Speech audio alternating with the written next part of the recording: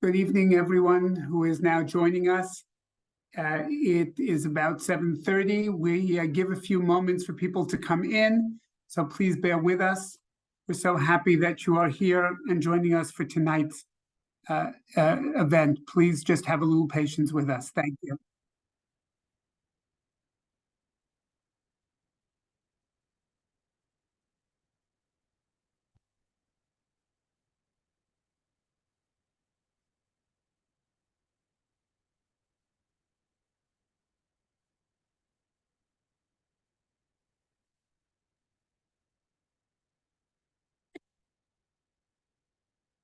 Happy to see so many people joining us this evening. Thank you for joining. We're just going to give a few more moments for people coming into the room, so just bear with us.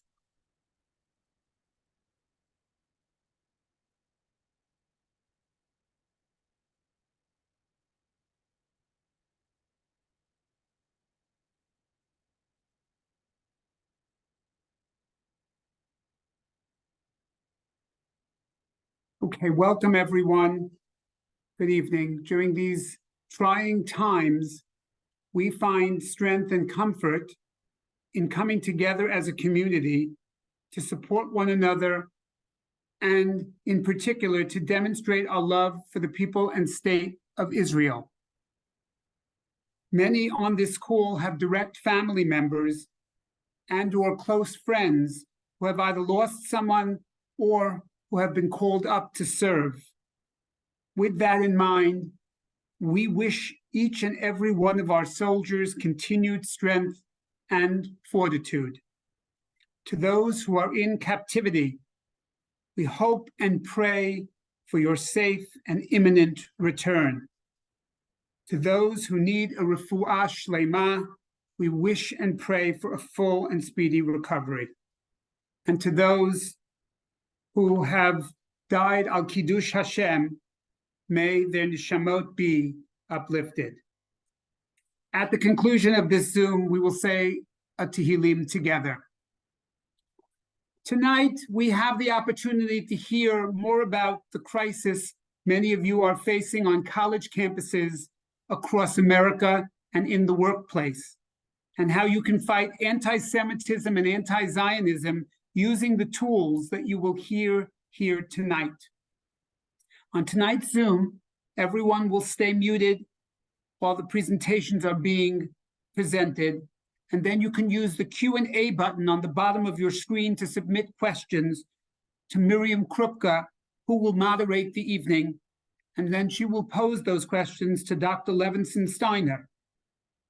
I am pleased to begin tonight's program by introducing our very own Eitan Linhart, class of 21, who is a student at the University of Pennsylvania and who has been at the forefront of fighting anti-Zionism and racism on campus. We are so proud of him and so many of you who have shared with us the work you are doing. So I hand it over to you, Eitan Linhart. Thanks, Kenny. So for those of you who don't know me, I'm a sophomore currently at Penn. I graduated Ramaz 3 years ago. And we've sort of Penn has been like a bit of a flashpoint for the current debates and, discussion about Israel going on campus. So I got involved initially about a month ago. There was a Palestinian literature festival on Penn's campus, which I personally was excited for. I was excited to see who they'd bring. It turned out that, I think we all have, the organizers of the festival clearly had different definitions of what constitutes Palestinian literature than I do, so much so that they were bringing people like Roger Waters, who I'm sure we're all familiar with, one of the world's most famous anti-Semites, and other speakers who had demonstrated very clear anti-Semitism in the past. And so I and a lot of other students were very disturbed by that. And the Jewish community here sort of mobilized against that festival to draw condemnation from the university. And in response to our mobilization, someone published an article in the school paper essentially saying that this was a form of, according to the author of this article, is a form of colonial backlash. And that really struck me as, not productive and unhelpful, because these are to us very legitimate issues that we should be discussing. Roger Waters doesn't have anything to do with Palestinian literature. Someone who, other people, this guy Rifat Al-Arir was also a speaker who has little to do with Palestinian literature and everything to do with anti-Semitism. And so someone saying that our response to this was colonial backlash was really bothersome to me. And so I wrote an article saying how, we have legitimate concerns and we should be promoting dialogue around these issues, and how we can still, we should be promoting free speech as a whole, and that includes condemnation of the ideas being promoted at this festival. And by, condemnation of the rhetoric of many of the speakers at this festival. And the response to the article I wrote in the Daily Pennsylvanian was overwhelmingly positive. I got, one hate letter and everything else was positive. And it turned out that there are all these organizations, which I didn't know about previously, but all these organizations reached out to me and essentially said, how can we help? And we want to be helping you combat anti-Semitism. And so nothing really came of that initially. The festival still went on, but once this current war started, I had all these connections with people at these national organizations who were willing and who exist to help college students. And so some of these organizations have been really, really helpful. One example is this organization, CAMERA, the Center for Accuracy in Middle Eastern Reporting. And so I've developed relationships with some people from CAMERA, and their thing is essentially they go to college students and give them the tools they need to combat anti-Semitism on campus. It's also been pretty troubling to us college students. Some of these organizations have really been quite unhelpful. And the perception on our campus has been that, there are these national organizations that are trying to use college students as pawns in this larger fight against anti-Semitism. One example is there are a couple organizations that are sending trucks. Some of the trucks are fine. So this week, there are a couple trucks being sent to Penn's campus, not in conjunction with any Penn student groups. It's just organizations sending them. And some of the trucks are just photographs. They're these big LED trucks, and they have photographs of the people kidnapped and, demands to return these people who are kidnapped. And I think most of the students on campus appreciate that. There have also been some trucks that have been deeply offensive and unhelpful. This started initially with the Palestine Rights Festival, the festival I mentioned earlier. And some of these organizations, which they have very little internet presence, like you would never have heard of any of these organizations, and they sort of exist solely to stir the pot. They were sending these deeply offensive, unhelpful trucks. And so I reached out to some of these organizations and I connected with them. And I discovered that these organizations had not connected at all with Penn students. They were not involved in, our decision-making process. And they were just doing their own thing without any regard for what the students on campus wanted. And so that really struck me as unhelpful. And I think that just like we should call out the hateful rhetoric coming from the other side, we should be looking at the rhetoric coming from our own side and assessing it critically and thinking about what we want to be saying and what we don't want to be saying. Because I think probably most of us I certainly feel like we are kind of held to a different standard than maybe the other people on campus in the world. And we need to be very wary and cognizant of what messages we're putting out. And some of the messages which, being sent on these trucks were really, really unhelpful. So that was my experience. And I'll turn it back over to you, Kenny. Miriam, please take it away.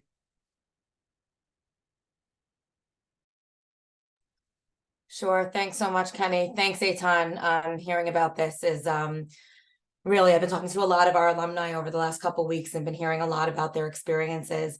Thank you all so much for being here. As many of you probably know, I am always so immensely proud of our students and alumni for their initiative, their eloquence, their sense of identity and advocacy, and how they use it. I have never been more proud than in these past 2 weeks, in which Ramaz students and alumni have stepped up for Israel and Am Yisrael in the most unbelievable ways. One of our teachers passed this along to me, and I'd like to kind of introduce Dr. Levinson Steiner with this story. And I apologize that I don't have the original source for this. I've kind of seen it memeing along the internet, and if anybody knows it, please let me know. But they passed along to me the words of a community rabbi to his community in the few days after October 7th. He said, 360,000 reservists have been called up in Israel to the front lines over the past few weeks. But in truth, we have all been called up. We have all been drafted. We may not be driving tanks on the border of Gaza, but we are all deciding which units we are joining. Some are joining the fundraising unit, some the prayer division, some support for the Chayalim, some letter writing. We are each identifying the unit to which we belong and in which we will defend and stand for Israel. But after talking to so many of our alumni last week, I am very aware that you alumni who are on this call, are part of a very elite unit, combating anti-Semitism and anti-Israel sentiment on campus and doing so in as effective a way as we can. We've invited Dr. Levinson Steiner here tonight to help arm our students and ourselves with the tools, the knowledge, the language to join this conflict to defend and support Israel on those lines. Dr. Dana Levinson Steiner is the director of Access Global at AJC, where she oversees an international program to engage young professionals through transformative leadership development, hands-on advocacy, and philanthropy. Her current portfolio focuses on people-to-people engagement between American, Israeli, and Arab emerging leaders, Israel diaspora relations, and investigating in next-generation global leadership. Dana served as manager of Jewish leadership and impact at the Bronfman Center for Jewish Student Life at NYU, has been assistant director of Reshet Ramaz, Alumni and Community Engagement Network, a teaching fellow at the American Hebrew Academy in Greensboro, and a facilitator for Moving Tradition. She holds a PhD in education and Jewish studies from New York University, an MA in Jewish experiential education from the Jewish Theological Seminary, and a BEd in secondary history from McGill University. Dana, thank you so much for joining us tonight and sharing your resources and expertise at such a pivotal moment for our graduates on campus. Thank you so much for having me. And I have to say, there's like nothing more embarrassing than having your credentials read out loud, although I'm sure my mom would be very happy to hear it. So thank you so much for having me. It's such a pleasure. I was saying to my colleagues on this call earlier that I have a lot of friends and family who've gone through Ramaz, and it's a really important place to me. So I'm really proud to be able to be here among all of you this evening. So I could probably speak for days about answering the tough questions. So I think what will make the most sense for us this evening is that I will address a couple of things that I think could be helpful. I want to also address how we can have difficult conversations, because I think that is one of the pieces that is so difficult right now, that it feels in many ways like we're screaming into an abyss or we're screaming in an echo chamber. And these kinds of productive conversations aren't happening, or if they are happening, they're very heated. And we want to be able to engage in a conversation that is productive. So I want to be able to offer some strategies that we can employ either in person, online, at the Shabbos table, at work, whatever might be helpful. Then we're going to do Q&A, because of course, I'm not going to cover all of the questions.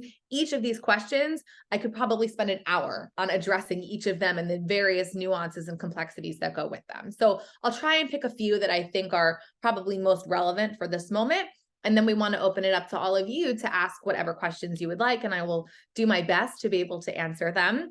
And after tonight's program, I'm going to be sending a very comprehensive resource from AJC. It's about 16 pages, but it's really comprehensive. It includes all of our answers to our tough questions, talking points, messaging, social media, as well as templates that you can use if you want support either at work or in writing to university administrators, seeing examples of best practices that other companies or universities have done that they can mimic. So we have a lot of things that we can give to you after this is all over. So that's a little bit about what we're going to cover this evening. So I want to start by saying the following. There is a podcast that's called Terrible Thanks for Asking. And I think that's how many of us are feeling in this moment, is somebody will say to you, how are you doing? How are you holding up? And my response has been terrible. Thanks for asking, because all of us feel awful right now. It's consuming, it's painful. We're grieving. And not only are we grieving the loss of Israeli citizens, our friends, our family, people that we know, it just feels like we can't escape it. It's everywhere. And it feels like a lot. So I want to just honor that a lot of us are probably feeling this way, this sort of perpetual sense of feeling terrible. And I want to name that. It's okay to not feel okay. I know I don't feel okay, and I do this professionally. So I can imagine that all of us are not feeling okay, and it's okay to not feel okay. So I want to start by saying that. The second principle I want to open us up with before getting into some of these questions is there's a really great text that comes from Tosefta Sota that says, make for yourself a heart of many rooms. And that's actually one of my guiding principles that has led me throughout my work, not only in people-to-people engagement, but through my time as a campus professional, and certainly in my time in advocacy. And what that really means is that we can make space in our heart for multiple truths, right? I know Eitan was referencing this earlier, that, this is a complex situation. There is clear challenges that are happening within our community. There is clear horror and shock and awful things that are happening in our community. And it doesn't mean that we can't make space for some of the other terrible things that might be happening to Palestinian civilians. It doesn't make you less of a Zionist. It doesn't make you less of an Israel advocate to hold that truth in your heart as well. So I want to name, making yourself a heart of many rooms is a really valuable guiding principle that I think all of us can employ when we're doing this work together. With that being said, I want to get into it a little bit. And again, we're not going to address all of the questions, but we'll do as many as humanly possible. So we have what I would essentially consider to be, a greatest hits of what are some of the tough questions that we have been receiving, both at AJC and just generally how we can be helpful. So I'm going to open with a few of them. So one of the first questions talks about, and I'm sure that you've heard this in your various conversations, is Gaza an open air prison? It's a really difficult question, but it's one that's important to acknowledge. So here's what we know and what many of you know, and if you've participated in the history conversation that happened a few days ago, I believe, we know this to be true. Israel left unilaterally the Gaza Strip in 2005. There has been no Israeli presence happening in the Gaza Strip area since then. And yet, Israel does have a blockade on one side of the Gaza Strip, and Egypt has another blockade on the other side of the Gaza Strip. So the strip looks like this. There's two blockades going this way. We understand that blockade is set up for security purposes.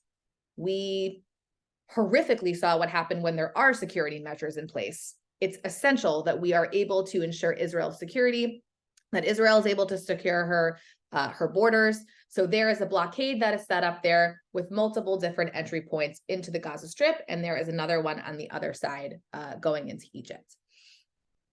Essentially, there are about 2.1 million people who are living in the Gaza Strip.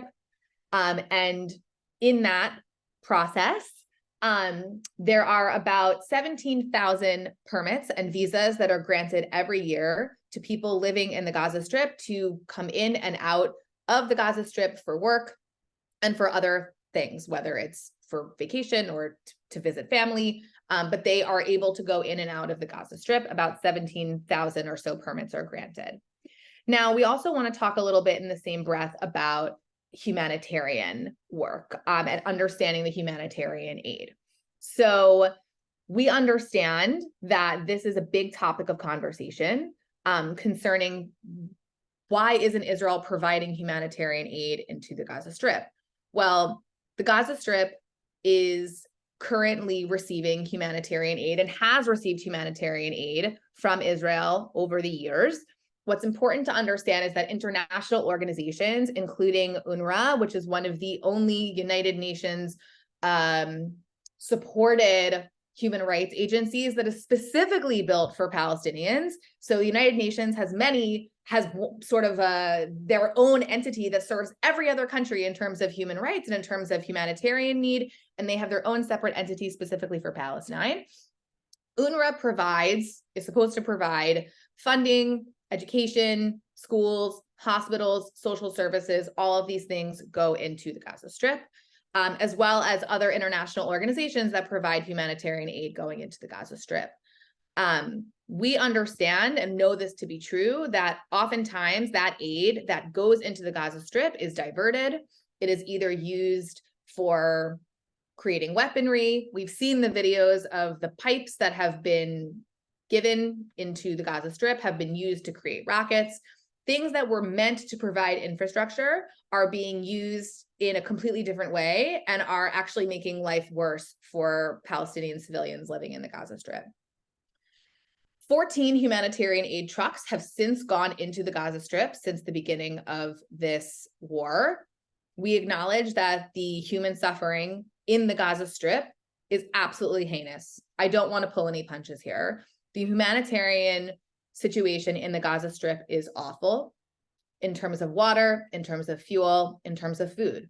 But I also want to squarely place the blame on Hamas, which repeatedly uses money and resources inappropriately. They have stockpiles of food as well as fuel, as well as other things that they are not using. They are harboring that and not giving it to their citizens. And it is creating an absolutely untenable, inhumane situation for citizens living in the Gaza Strip. So going back to the original question, is Gaza effectively an open-air prison? The answer is that Hamas has created an untenable living situation in the Gaza Strip. Israel creating a blockade or creating a security measure outside of the Gaza Strip is not the reason why the humanitarian situation in the Gaza Strip is so dire. Israel's necessity to create a secure situation for its citizens is not the reason why Hamas continues to abuse and exploit their citizens. As I said earlier, Palestinians are able to move within, in and out of the Gaza Strip. While granted, it is a limited number, they are still able to move, and that is for security reasons. So it's really important for us to understand that, yes, the Gaza Strip is one of the most densely populated places in the world. Yes, it is one of the youngest places in the world. It is one of the poorest places in the world. All of those things are true. And in the same breath, it's integral to understand the role that Hamas, a terrorist organization, which is the de facto government of the Gaza Strip, in 2007, they had free and fair elections. I'm putting that in quotes. They were elected. 44% of the population voted for Hamas at the time, but they weren't fair. They, of course, were threatening people at ballot boxes. There was a tremendous amount of violence. They also made promises that they were going to protect civilians, that they are a social service agency, that they're a religious institution, that they are also an armed branch. None of these things have gone to protect the citizens of the Gaza Strip. As a matter of fact, the situation has just gotten more and more dire over the years. So it's really important to understand the role that Hamas plays, not only as a terrorist organization, but effectively as a dictatorship that is really ruining the lives of the civilians who are living in the Gaza Strip. So it's very important to understand that this is the particular situation as it relates to their movement, as well as what they are able to receive, what is able to go into the Gaza Strip, and what is able to go out of the Gaza Strip. So I think that's a very important distinction that we start off with having a conversation about. I want to talk a little bit about genocide and ethnic cleansing. These are terms that as Jews, we are very familiar with. Terminology of genocide is one that we have experienced in our history more than once, as well as ethnic cleansing. So I want to be really clear. Any suggestion that Israel is committing genocide against Palestinian people is offensive to Israel, the Jewish people, and the importance and meaning of this term. Since the terrorist attacks on October 7th, Israel has stated repeatedly that it is seeking to destroy Hamas, a terrorist organization with violent anti-Semitic ideology, and we understand what they have done. Now, Israel is not seeking to destroy the Palestinian people or the Palestinian population of Gaza, which is what the term genocide implies. The crime of genocide is set out in the Genocide Convention, which is a treaty which the US and Israel have ratified and has a very precise definition that reflects its unique meaning. To commit it Not only must a state or armed group commit one of a few serious enumerated crimes, but critically, they must intend to destroy a national, racial, or religious group in doing so. Genocide means targeting members of a group because their identity and not something they have originally thought to have done. It involves killing members of a group and or causing serious bodily harm or mental harm to members of a group, deliberately inflicting conditions of calculated malaise to bring about its physical destruction, and imposing measures intended to prevent births within the group, or forcibly transferring children to a group to another group, meaning putting children in one camp to another camp. Israel has not engaged in any of these actions. Israel has issued warnings prior to carrying out strikes against places where it believes Hamas has placed its operations or infrastructure. It has called for Palestinian civilians to evacuate areas where it intends to carry out operations, and it has indicated safe routes for civilians to use to relocate. In the meantime, Hamas has relentlessly tried to thwart Israel's efforts to separate Palestinian civilians from terrorists in its fighting and uses civilians as human shields, which is a clear violation of international law. And on October 18th, Israel Defense Forces announced the creation of a humanitarian safe zone in southern Gaza, and Israeli Prime Minister Benjamin Netanyahu announced that Israel would allow humanitarian organizations to deliver food, water, and medicine from Egypt as long as this aid is limited to civilians. This is another indicator that Israel does not seek to destroy the Palestinian people in whole or any part, and only the organization that attacked Israel on October 7th. So I want to be very clear. When people suggest that Israel is seeking to create a genocide of Palestinians, this is false. This is absolutely false. When we're talking about ethnic cleansing, I want to just continue on this similar thread. Israeli authorities have said that the purpose of their October 12th evacuation orders was to protect civilians and keep them from harm during the military response to the Hamas terror attacks. On October 12th, Israel told about 1.1 million people in northern Gaza Strip to evacuate towards the southern part of the territory. And IDF spokesman Jonathan Conricus said the IDF would make extensive efforts to avoid harming civilians and that residents would be allowed to return once the war was over.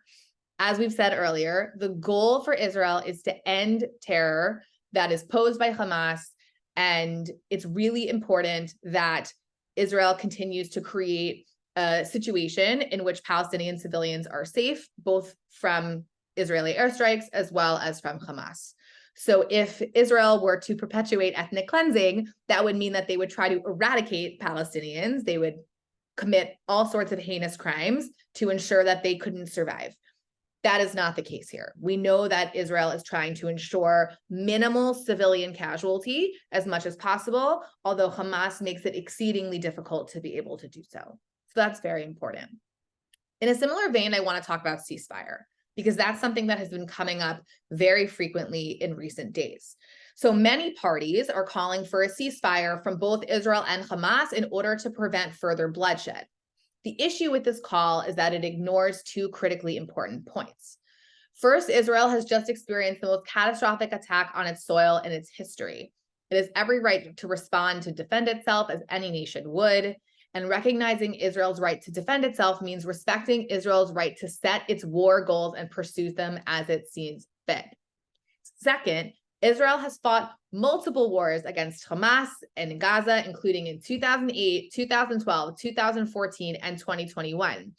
And in each case, Israel agreed to a ceasefire due to pressure from the international community. And in each of these repeated conflicts, Hamas has broken these ceasefires. Until October 7th, this is very critical. Until October 7th, the underlying assumption was that Hamas's ideological goal of destroying the Jewish state existed in tandem with a pragmatic interest in governing Gaza. Hamas's actions on October 7th destroyed those assumptions. Calling for a ceasefire gives Hamas credit and authority that it no longer deserves. The United States and other Western powers must stand by Israel as it pursues the only option left to it after 16 years of trying every other option to deter Hamas and force it to abandon its stated goal of destroying Israel. Israel is a democracy with clear laws. The IDF will conduct this war in keeping with internationally recognized standards, and every reasonable effort will be made to protect innocent civilians. So I think that's a really critical component when we're talking about understanding why at this moment there's a tremendous amount of pressure on American lawmakers to support a ceasefire. There is a tremendous amount of pressure on the international community to broker a ceasefire. But the thought process is, over the last almost 2 decades, there's been ceasefire after ceasefire, and nothing has changed. And as a matter of fact, not only has nothing changed, but we just witnessed the most horrific act of violence against Israeli civilians in its history. So at this point, the Israeli government and the IDF have decided we have to get rid of the weed. We have to get rid of the problem, and the problem is Hamas, and a ceasefire will not resolve that problem. So I think it's very important to understand why these calls are not being met. I also think it's important to understand that optically, this creates a really challenging situation for Israel, because by refusing to offer a ceasefire, it looks as though Israel is just open season on the civilians that are living in the Gaza Strip. And the reality, this goes back to what we talked about before. Israel has repeatedly tried to move Palestinian civilians from the northern part of the Gaza Strip to the southern part of the Gaza Strip, as well as creating opportunities for safety for these civilians. So that's a really important point. I'm going to take maybe 1 or 2 more points and just offer them. And then I believe there's some questions that are coming through. So it might be helpful, actually. I can pause. Is it helpful for me to pause, Miriam, and then take some questions, or what makes the most sense? Why don't you take your last couple points, and then we have a couple questions coming up that I can hand over. They're great. Okay, fantastic. Okay. So a couple of things that I think are really helpful here. In terms of understanding numbers, this is a big question that a lot of people have been asking, is like, why are these numbers so disproportionate? What is going on? Why do the numbers keep flip-flopping, especially things coming out of the Gaza Strip? So I think, as I mentioned earlier, the Gaza Strip is one of the most densely populated places on the planet. It's really just astounding how in close proximity everyone is to one another. And while Israel certainly does its best to, first of all, warn people living in certain places that they need to vacate because an airstrike is coming, first of all, Hamas typically will tell their civilians not to move. They'll threaten people not to move. And they'll also house Hamas operatives in schools, in hospitals, or they'll put them in a space that is near children or other spaces that create an absolutely untenable situation for Israel. We also understand that the Gaza Health Agency is run by Hamas. So in any situation in which you are getting numbers from that agency, please take it with a grain of salt, because we understand that Hamas is the one who is reporting these numbers. It's also important to, for example, look at what happened with the hospital explosion, which I probably don't need to tell many of you, was really, I think, the turning of the tide in terms of the media narrative, as well as the implications for the global and international community. When it was originally suggested that Israel had bombed a hospital, which has since been disproven multiple times, including by United States intelligence, Israeli intelligence, and European intelligence, as well as by open source international communities, it's very clear that this was a misfired rocket, not from Hamas, but actually from Palestinian Islamic Jihad, who is another terrorist organization that operates out of the Gaza Strip, but not Hamas, incidentally. The May 2021 conflict was with Palestinian Islamic Jihad and not with Hamas. Originally, the Gaza Health Organization indicated that 500 people had been killed. After a lot of back and forth and a lot of investigative reporting, it became clear that the number was far, far, far smaller than that. I want to be clear, any civilian death is a horrible thing, especially in this particular case where this rocket fell short and fell into a parking lot that had been housing people, or had been a place where people had been staying. And that is a terrible thing. But it's really important to understand there is a significant distinction between 500 civilians as well as what ultimately came to pass, which was about 100 to 200. Also, when Hamas reports deaths, they include terrorists in those numbers. So when there may be civilian deaths, that also includes terrorists, which inflates the numbers. So I think it's very important to understand the disproportionality and acknowledging that the numbers may not be accurate. It's also important to acknowledge that, as I said earlier, the Gaza Strip is one of the youngest populations in the region. It is a youth-driven society, and Hamas takes that to their advantage. They place young civilians in really dangerous situations and enforce curfews along with other things to ensure that they don't leave their buildings, which really creates a really scary situation for civilians living in the Gaza Strip. So it's important to understand that Hamas is very, it's offensive to say ingenious when it comes to how they manipulate the narrative and how they are so willing to exploit and abuse their own citizens. But it's important to understand that that is how these numbers ultimately come to pass. So with that, I'll actually stop for a minute. There's just so many questions and so many things to go through. But I'm happy to take questions and answer them as best as I can. Sure. There's a lot of great questions in the chat. I'm going to kind of divide them category-wise a little bit. There are a few questions that are speaking to acknowledgement of everything you've said, understanding the definitions of everything you've said. And yet when students are faced with questions like, how can we shut off food and water to the Gazans, and how is that not, if not genocide, at least very cruel? What kind of answers can we provide without necessarily resorting to definitions of genocide, but what kind of answers can we give that can sound just and that can sound justified? I think this is, a couple of people have mentioned, this is the most confusing issue, trying to speak to how we can take away food and water and not provide it, and that sometimes moving towards definitions and numbers doesn't help in those conversations. Absolutely. And I want to be clear, Israel has withdrawn from the Gaza Strip. They do not provide food. They do not provide water. That is incumbent on the Palestinian government, which in this case is Hamas, to provide those resources to the citizens living in the Gaza Strip. I think that's a really important feature.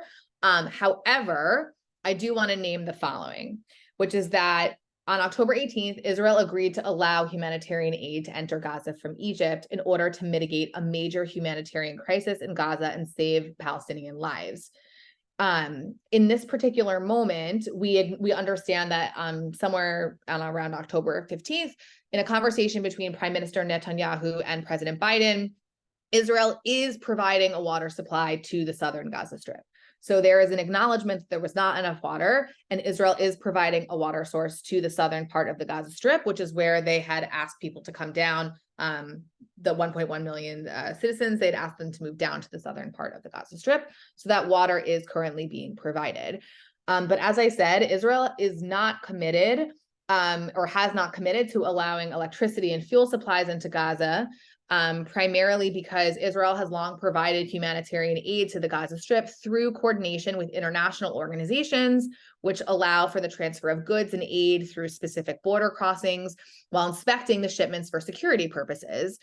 This assistance has included food, medical supplies, specialized medical treatment for Gaza residents, and Israel also coordinated the supply of electricity and fuel, which is really essential for infrastructure. And it's really important to acknowledge that according to the laws of war, countries are not required to supply their enemies, which in this case is not the Palestinian civilians, but in this case, it is Hamas who is responsible for their civilians, that countries are not required to supply their enemies with food, water, electricity, and gasoline, all of which supports the enemy's capacity to fight. Yet, even during previous rounds of fighting, Israel continued to supply Gaza with electricity, water, food, and medicine. And the decision to cut off such supplies following October 7th is a direct result of the viciousness of Hamas attacks. And I think it's important to, again, reiterate, the Gaza Strip has been given billions of dollars in humanitarian aid over the last several years, including over $1 billion from Qatar. And Hamas has diverted much of that humanitarian aid intended for Palestinian people for its own purposes, including funding its terrorist activities, such as building terror tunnels and rocket factories. So I want to be clear in saying this. It is a dire humanitarian situation in the Gaza Strip. And we also acknowledge that Israel is not directly responsible for supplying all the humanitarian aid when there is on the other side of the Gaza Strip a blockade that comes in from Egypt. Egypt is also able to provide these materials. The rest of, there are a number of different organizations who can provide these materials as well.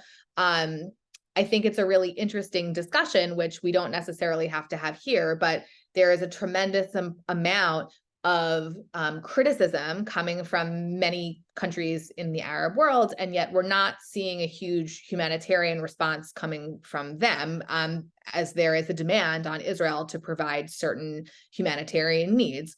It raises an interesting question. So I think that's an important piece for us to unpack, in acknowledging that Israel will try and provide as much humanitarian aid or access to humanitarian aid, while also hoping that that humanitarian aid isn't exploited, or that they may take the water and do something with it that has nothing to do with their citizens, or they might end up taking resources or fuel and end up using it for acts of war. So Israel is really in a tough spot here. And I think it's important to understand all of the different scenarios that Israel has to consider when they're thinking about how to engage in humanitarian crises.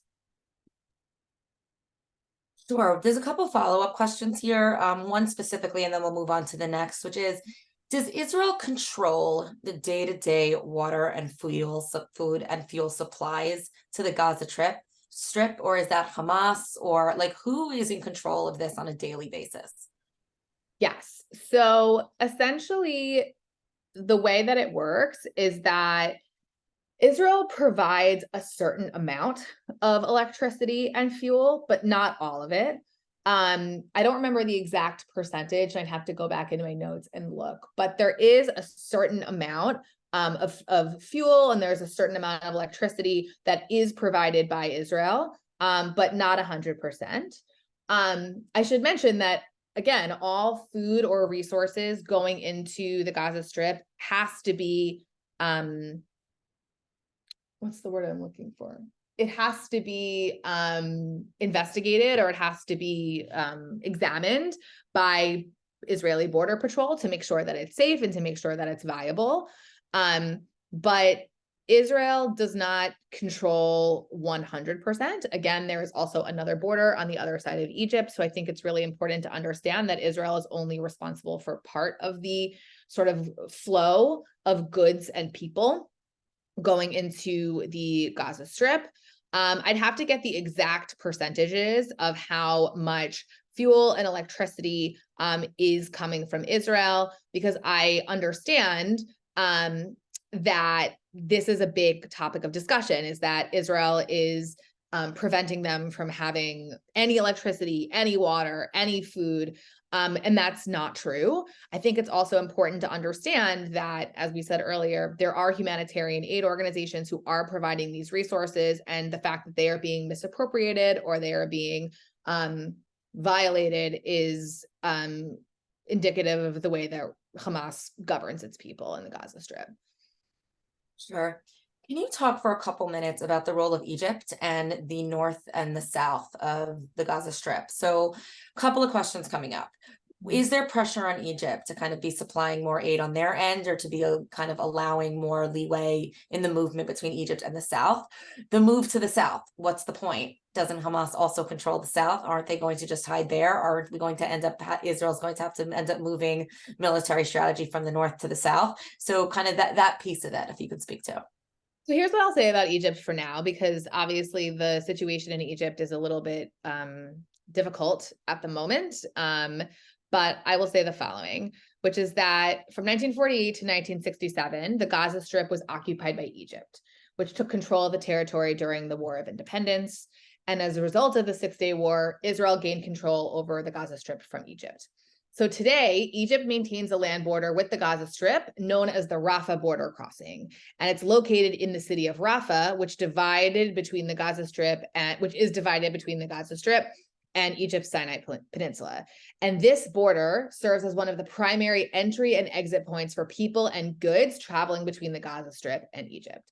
So this crossing has been a subject of political and security tensions over the years because it's been periodically closed or restricted by both Israeli governments and Egyptian governments due to security concerns and political disputes. So Egypt, along with Israel, maintains this blockade of the Gaza Strip. And the primary purpose of the blockade is to restrict the flow of weapons and military materials to Hamas. And both Israel and Egypt have raised security concerns about the potential for weapons smuggling and the threat posed by Hamas. Egypt has a really complex relationship with Hamas. I think that's important to note. Hamas is an offshoot of Egypt's Muslim Brotherhood, which has been designated as a terrorist organization, and Egypt outlawed the Muslim Brotherhood after the military ousted Mohammed Morsi in the early 2000s. So as it relates to putting pressure on Egypt, there is some internal pressure that is happening, but the same demand on Egypt is not that of the international community. It's a much different looking relationship. There have been discussions between Secretary Blinken as well as between Netanyahu and the current government in Egypt. But as we can see, there seems to be some softening as it relates to allowing for humanitarian aid to come in. What we understand about moving people to the south is that most of the Hamas sort of military holds are in the northern part of the Gaza Strip, which is why we're moving people to a more concentrated area. Also, those border crossings are in the south. So the Rafah crossing is in the south. So if there was a need to transport individuals or humanitarian items, the entry point is in the southern part of the Gaza Strip. So I think that's an important understanding. At the end of the day, Hamas is everywhere. They're not just in the northern part of the Gaza Strip. They're all over the Gaza Strip. They are a pervasive force. But if the sense is that most of the military attaché or most of the headquarters are based in the northern part near Khan Yunis and other places, that's why they want to move civilians to the south, so they are not involved in a potential ground invasion, which, by the way, has not yet happened. There has been a lot of questions about why that ground invasion has not yet happened. I could make speculations as to why that's the case. There is discussion about the current hostage situation. Does a ground invasion impact the ability for hostages to be returned, not only back to Israel, but to the other international communities of which they are from? Will a ground invasion cause more loss of life for Israeli soldiers? Is that something Israel wants to do at this exact moment?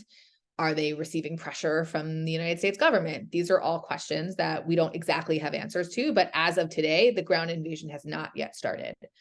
So I think it's important to know that we don't have a timeline of when that is anticipated. We don't have a timeline of how long it would take for a ground incursion to last.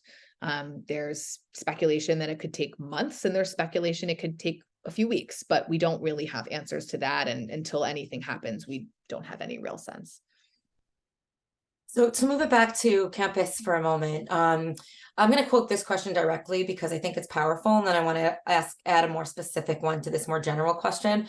What is so attractive about the Free Palestine movement to college students today? Why are kids without connections to the Middle East so worked up for this movement? And then a more specific question, on campuses in which walkouts are scheduled, or there is a rally, or there is something happening from a pro-Palestinian group, what are your recommendations for college students during those moments that those are happening? A walkout's occurring.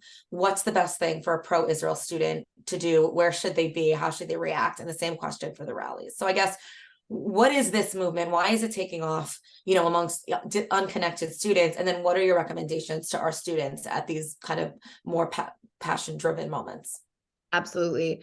So listen, this isn't new, right? I mean, this has been going on for quite some time. I would say that there's been more of sort of a social justice affiliation in the last few years, but If we even look back to the 70s, some of the strongest social justice movements always had components that advocated for things like Zionism is racism. There was a Zionism is racism campaign at the UN in 1973. So, this is not new.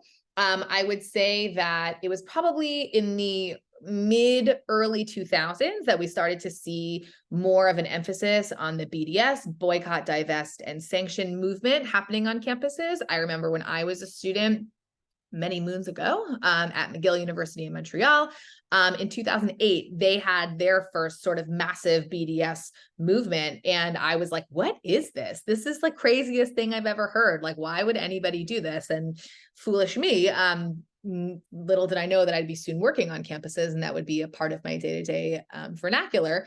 But if we're looking at college campuses, I don't want to get too into the social psychology of young adults, but everyone wants to belong. Everyone wants to feel that they are on the right side of history, and everyone wants to feel that they are in community with one another. And in many ways, social justice spaces have provided that sense of community and that sense of feeling like someone is an activist and that they're doing the right thing. Unfortunately, in this particular case, we're seeing that anti-Israel sentiment or a complete lack of knowledge about the situation and the many, many, many decades of complicated geopolitical realpolitik in the region is not taken into consideration when students sort of align themselves with particular movements or particular ideologies. I think what we're seeing is, first of all, we saw this in 2014 in the beginning, but we really saw this in 2021, which is that social media plays a tremendous role in how young people understand or perceive what's happening in Israel and in the Gaza Strip or in the West Bank. It's really important to understand, and I can't state enough that social media is a wildfire that it's really hard to put out once it starts burning. And young people are utilizing social media without having any form of sort of like self-awareness or any sort of a critical thinking about, am I posting something that is correct? Have I done my research? Do I know if this is right? They're just sort of like willy-nilly posting things. And when they see their friends posting them, they're like, oh, well, maybe I should post this too, because I want to make sure that I am presenting in a way that appears to be just, it appears to be equitable, it appears to be fair. Of course, I want to support someone who appears to be oppressed. This is a value that is really upheld on college campuses. And this kind of virtue signaling that we're seeing on social media and that we're also seeing play out in real life is really dangerous, because most of the students who are engaging in these conversations have never met anyone who's Israeli. They don't really know anybody from that part of the world. And they are participating in what they believe is an anti-oppression movement, but in actuality has much deeper roots that is much more complex than they could begin to understand. I would also say that in general, this is a growing trend we're seeing within Jewish students on campuses as well, and that's a hard thing. As a former campus professional myself, I worked with students who were very supportive of Israel and students who were anti-Zionist, and I had to love them all as though they were my own children, and in many ways I did, as hard as it could be. But when we're seeing this movement of anti-Zionist students on campus, there is a denial of the reality that anti-Zionism creates often anti-Semitic incidents. We understand that as a result of what has happened and transpired over the last 17 days, Jews are not safe around the world, not only in the United States, but in Europe, in other parts of the country.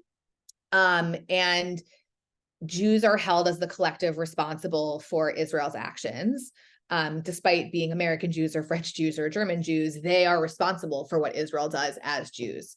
And it's very dangerous that students who may think that they're on the right side of history are actually contributing to this lack of safety for Jewish people around the world. And that's extremely problematic. In terms of addressing what students can do on campus, I would say this, and I don't know if Eitan would agree with me, but I would say that it's actually an amazing time to be a Jewish student on campus, because there is more support and more resources and more community than ever. There are more opportunities for Jewish students to feel connected to each other and to community. There's more opportunities to go to Israel. There's more opportunities to learn. There's more opportunities to experience Jewish life. And while I have absolutely no qualms to say that it is difficult to be a Jewish student on campus, especially one who is an advocate for Israel and one who feels a deep connection to Israel, that doesn't detract from one's ability to experience Jewish life on campus, to experience Jewish community, to be in Jewish community with one another. And I think the more that there is a narrative that says like Jews can't be Jewish on campus, that detracts from all of the hard work that Jewish students put into creating Jewish community on campus. And I think that it's really important to understand that one of the best ways that they can support one another is to live Jewishly. It's to live Jewishly. It's to participate in Jewish opportunities on campus. It's to go to Israel when it's safe. It is to engage critically. It's to develop relationships with other student groups when possible. I know that a lot of student groups on campus create anti-normalization policies, which make it difficult for Jewish student groups to engage with non-Jewish student groups on campus. And that is a growing reality that is extremely painful. But when there are opportunities for collaboration, when there are opportunities for discussion, even if it's one-to-one, I think that there is a tremendous opportunity for growth and a tremendous opportunity for dialogue to happen. But of course, I have not worked on campus in a couple of years. It was pretty difficult when I was there, but I can suspect it's a little bit different now. I certainly defer to Eitan in terms of what he would say in terms of that, but that's what I would suggest. Yeah, I can respond to that a little bit. So I'm 20 years old. I wouldn't say I have that much perspective, but I will say I think the chief culprit for the level of anti-Semitism on campus is social media. So we saw a lot in the past couple of weeks of going both ways, both Jewish students and also people on the other side saying that if you are not, reposting and commenting and doing these things, you are complicit in whether it's Hamas violence against Israel or Israel's actions against Hamas. And we are sort of the generation of the 10 or 30-second TikTok and the little infographics. And so it's really easy for people to see, a 10-second video of a Hamas building being reduced to rubble, an infographic of, I think we've all seen the infographic of like the shrinking Palestine that, Dana, you can debunk that one for me, but we know how not true that is. And so it's so easy for students to express support. And it's like you need to take a side on every single matter. And the result is that all these people who are not informed about nuanced issues are taking sides and they're trying to go with the flow. And I think part of the issue is that there's this narrative now on campus. And again, Dana, you can debunk this one, that Israel is a white settler colonialist, operation. And that sort of ties in, opposition to that ties in with this broader idea that is very prevalent at Penn, and I'm sure at a lot of other places, that all struggles of oppressed people are really one struggle. And so if you're, pro-LGBT rights, you should also be pro-Palestinian liberation. We know the irony of that. We know how Palestinians treat LGBT people, and yet that is the case. So I think it's, this tying in of people believing that all struggles are one struggle and how that, removes nuance. And then the effect of social media where everyone feels like they need to take a side in every single matter. And I think something I've observed is that we can't convince everyone. There are some people who we are just not going to convince. I don't think every single person who is anti-Zionist is anti-Semitic, but there are some, and we're not going to convince those people because they're going to hate us no matter what. But there are these in-between people. And I'd say the majority of the people fall in between. They're not particularly well-informed. They don't really have ties to the subject, and they're just going with the flow. And I think those are the people that we on campus, the Hasbara groups, the student groups that are taking an active role in this, should focus our energies and resources on convincing.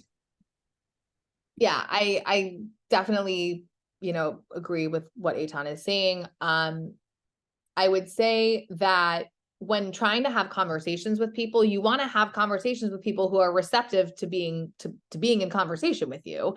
I think that if you are trying to convince, SJP, Students for Justice in Palestine, or Jewish Voice for Peace, that they're wrong, you're barking up the wrong tree. It's just not a productive conversation.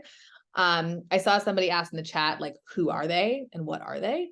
Those entities. So Jewish Voice for Peace is an organization that's been around for more than 2 decades. It was originally formed by a number of sort of left-leaning Jews who advocated for principles of BDS and basically suggested a number of other ideologies.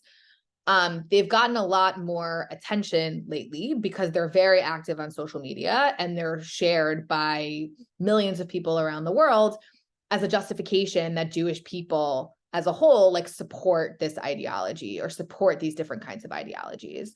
I think it's important to note that JVP, Jewish Voice for Peace, does not represent the majority of the Jewish community. They are very, very, very fringe in terms of a lot of their beliefs and ideologies. And they do not represent the majority of the American Jewish community, nor the global Jewish community. But by acting as a Jewish Voice for Peace, it indicates that they are the voice of the Jewish people, and that's incredibly problematic. So it creates a sense of affirmation, and that's not helpful in this particular context whatsoever. And I think that addresses what Eitan was saying. Talking about receptivity, I want to offer a couple really quick strategies, and then if there's another question or two, I'm happy to answer them. But I talked about how to engage in conversation with people. And there's an amazing organization called Project Shema. I could talk about them all day. They're just so phenomenal. And Project Shema was founded about 3 years ago as a way to engage more progressive leaning voices, Jewish and not Jewish, in productive conversations about Israel, using progressive ideology as a means to engage in these conversations. And they do extraordinary work. So if you haven't met them yet, they're fantastic. But they talk about something called the funnel of engagement. And I actually think these steps are incredibly productive, whether you're doing this online or whether you're doing this in person, having a conversation about the conflict with someone. So the first step in terms of this funnel of engagement is you ask the person how they are. What are they experiencing in this moment? Is there something that may be bringing them, that they may be carrying with them emotionally at this particular moment? How is this impacting them? Are they personally connected to anyone in Israel or in Gaza? How is this moment impacting them? So you're starting with them. How are you? Where are you as it relates to the situation? The second funnel of engagement is how this affects you in yourself, the story of yourself. After you give them a moment to share, you can say, this is how I feel. This is what I'm experiencing. How has this attack on Israeli citizens affected me? How has it affected my community? Who do I know in Israel? How has that made me feel in terms of my safety? How has that made me feel in terms of my grief and my loss? It's important to contextualize how you feel in this moment. So after you move on from talking about your story of yourself in this moment, you want to talk about how the Jewish people are feeling in this moment. It's important to understand that this is a really important experience for all Jewish people, that for us, we are experiencing a sense of peoplehood. We're experiencing a collective sense of loss. How does this trauma play into our community's collective trauma? What has happened to us in the past, including but outside of the Holocaust, this sort of near total loss of psychological safety in our global Jewish community. It's important to express that. And the last element is talking about how we explain how anti-Semitism is rising, and that we are seeing anti-Jewish harm as a result of what is happening in Israel. This wasn't a religious attack. This wasn't a religious war. Innocent Jews were murdered for having a state in our ancestral homeland, and that there are people who are condoning the killing of Jews. We cannot allow the idea that attacking some Jews for the actions of other Jews or the Jewish state is acceptable. And we will not feel safe, nor will Jews feel safe in any space or society that normalizes such an idea. And once anti-Semitism is normalized, Jewish safety can change rapidly in society. And there are some people on the far left who are doing just that, and we are horrified and afraid that there are people both within Jewish circles and outside of Jewish circles who seem to be condoning this behavior, which in turn makes us feel unsafe. So in terms of key messaging, you want to say to this individual, we as a Jewish community are not okay. And we want people to know, whether it's progressive friends in our Jewish circles, or whether it's students that you might be engaging with on campus, or conversations you might be having in your Instagram DMs, which good luck if that's what you're doing. We want to let these people know that when they are advocating for Israel, or they are advocating for us, we're grateful for allyship and support where we see it. We want our friends or people in our lives to know that we're concerned about anti-Jewish language on the far left, which seeks to condone the murder of more than 1,400 innocent people, and in the weeks to come, will definitely spread more dehumanizing rhetoric that might be subtler and harder to spot. We're concerned about rising anti-Semitism in the States. We're concerned, which has certainly been a problem over the last 5 years, if not more, and is intensifying in this moment. It makes us very nervous. And that supporting and normalizing violence against innocent civilians has dangerous repercussions, especially at a time of polarization and rising supremacy. This language weakens our ability to combat the threat of awful things in a moment when democracy itself is under attack, and it creates a significant risk to all of us, especially marginalized groups. So when we're talking about this funnel of engagement, it's important that you create a connection with the person you're having a conversation with. You start with them. Where are you in this moment? How is this particular situation affecting you? Do you know anybody in Israel? Do you know anybody in the Gaza Strip? Okay, let me tell you where I am in this moment. This is how I'm feeling. This is how this is affecting me. This is how this is affecting my community. This is how this is affecting my family.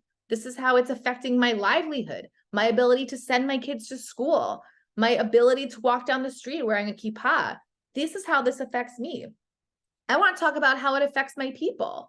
I want to talk about how Jews don't feel safe, that we don't feel okay, that we don't feel like we have a place that we can worship, that we don't feel like we can be in community with one another, that we feel that we are the villains in this story. This is how we feel as a people. And I also want you to understand that in times when Israel is in conflict with its neighbors, anti-Semitic incidents are on the rise, which does in fact create unsafe moments for Jews all over the world, whether it's burning down a synagogue in Tunisia or firebombing a synagogue in Berlin, or the fact that last Friday, so many people I know didn't send their babies to nursery school because they were scared about a global day of jihad. These are real things. There's real implications for what people may be espousing on social media. This is a real problem. And it's important that we acknowledge what role this moment plays in the rise and spread of anti-Semitism. So this funnel of engagement is very powerful. And I can share this with you if this is something you feel comfortable doing, something you feel comfortable engaging with. But it personalizes the situation. It centers the issue on your experience, on their experience. Of course, facts and geopolitics and understanding the reality of what's happening on the ground is important. But it's also important to understand that many people are engaging in this discussion or conversation in a way that's at the 30,000-foot view and doesn't center ourselves in the experience. I think for many people, they don't understand how we, as Jews who have a connection to people in Israel, whether it's because they are our actual family or they are the proverbial Jewish family, they don't realize how it affects us. And it's important to acknowledge how this relationship is so inextricably bound to who we are as people. So that's what I would offer in terms of how we engage in some of these difficult conversations. Of course, if you feel that you are able to, because it is very emotionally demanding work. Thanks so much, Dana. Final wrap-up question. What are the next steps forward for our community, both on campus and in general? Should we be shifting resources from political advocacy to more kind of social media, general population presence, all of the above? I mean, listen, the social media war is impossible. As someone who deals with it on a daily basis in my professional life, to the fact that I spoke with influencers and content creators on Friday, many of whom have millions of followers, it's impossible. Partially because information travels so quickly, misinformation travels very quickly. Also because the way that people are engaging on social media is so vile. It's so unfortunate. We're going to obviously keep putting out material on social media, but I wouldn't count on social media as being the way in which we are successful.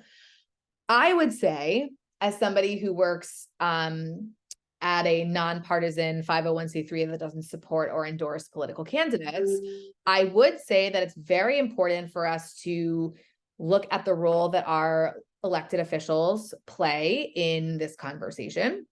I don't necessarily mean our federally elected officials. I would definitely look at local and state elected officials.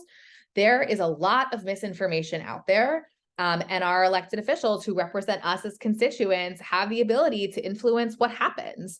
There is a tremendous amount of pressure on elected officials to act one way or another, and we're absolutely seeing the impact of that. And I think that while President Biden has, I would say, been quite remarkable in his support of Israel and in his many speeches that he has given supporting the Israeli people and demanding the release of hostages. We don't know what the future will look like politically. We don't know what elected officials will take a stand on as it relates to Israel in the future. So it's very important that we continue to engage our elected officials on both sides of the aisle. This is not a problem of Democrat or Republican. This is a question of how do we ensure that our elected officials are educated on this topic, that they understand the nuances, that they're able to effectively talk about this and effectively advocate with and for the Jewish community in a way that best serves us. So I would say that that is a really critical component right now. I would also say corporations have a tremendous responsibility in this moment. There are some corporations who came out with some like really great statements, and some who came out with some pretty blah statements. I know it's exhausting for us as Jews to sort of seemingly always be doing the work of educating people about how to be better allies, how to be better supports. But one of the great things is that AJC has a number of resources that you can use. So all you have to do is plug and play. You type in the name of your CEO, send it off to your company, and ask them to put out a statement that we've already provided to them. So you can lean, and I can't stress this enough, lean on organizations like AJC. We've been doing this for 118 years, and we are here to be a resource to you. We're here to serve as a guide. We're here to answer your questions. We serve high school students, college students, young professionals. We serve the whole gamut. So ultimately, if you're feeling alone or you're feeling unsure or you're feeling like you don't know where to turn, there are amazing organizations like ours who can help guide you through some of these processes and be a resource for you, and of course, a community for you as well. Dana, thank you so much. We'd love to get some of those resources to pass along to our alumni, including the Shema funnel that you mentioned. We're excited to be bringing in AJC to Ramaz a few times over the next few days to speak with some of our students. And thank you so much. Going to pass it back along to Kenny. Thank you. Thank you. I cannot begin to tell you the number of comments that I have been receiving already about the information that's been shared this evening and how helpful it is to our students on campus, to our young professionals, and frankly, to our alumni parents, many of whom have come on as well. I also wanted just to point out that Dr. Steiner had offered that she would also take people if they emailed or if they wanted to be in touch. We will be sending out a recording of this evening's presentation, and with it, we will send out her information so that you can be in touch. We will also provide the information packet that Dr. Steiner referred to earlier, so that will give you a summary of some of the information. I want to thank you very, very much for coming on. Eitan Linhart, we are so proud of what you're doing and all that you represent. And of course, Miriam Krupka, who continues to really hold the torch in so many different areas of the school. Thank you for moderating this evening's conversation. I hope that we bring to this whole conversation the value that all of the value that all of you need to take away, which is that you matter. Your voices matter. Each and every one of you has the education and the knowledge. You just have to put it into the right directions, and you will be victorious. We will be victorious.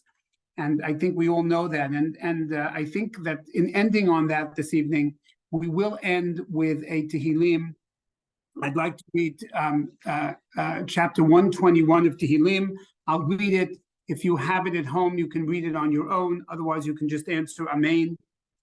Shir lama'alot, esa einai el haharim, me'ayin yavo ezri. Ezri me'im Adonai, oseh shamayim va'aretz. Al yitain lamot raglecha, al yanum shomrecha. Hine lo yanum velo yishan shomer Yisrael. Adonai shomrecha, Adonai tzilcha ayad yiminecha. Yomam hashemesh lo yakeka v'yareach balayla. Adonai yishmocha mikol ra. Yishmor et nafshecha. Adonai yishmor tzedcha uvoecha me'ata v'ad olam. Wishing all of you a good night and hopefully better times to come.